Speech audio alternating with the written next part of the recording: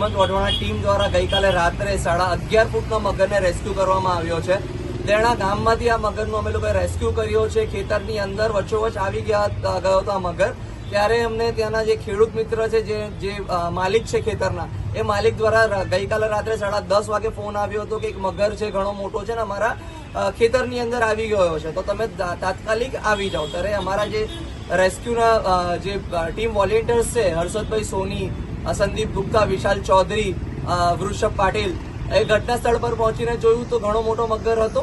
કિચડની અંદર મગર હતો, કારણ કે ખેતરની અંદર અમે લોકોએ જોયું હતું તો ત્યારે જ થોડા જ કલાકો પહેલા પાણી છોડ્યું હતું, જેથી કરીને એ કિચડવાળો મગર અને અમે પોતે કિચડવાળા થયા એવા કન્ડિશનમાં હતા। પણ એ મગરનું રેસ્ક્યુ કરવું બહુ જ આવશ્યક હતું, કારણ કે ખેતરની વચ્ચોવચ હતું, જેથી કરીને અમે લોકો એ મગરનું રેસ્ક્યુ કરી ફોરેસ્ટ ડિપાર્ટમેન્ટના સૌ પ્રથમ તો અમે નીતિનભાઈ પટેલને જાણ કરી હતી।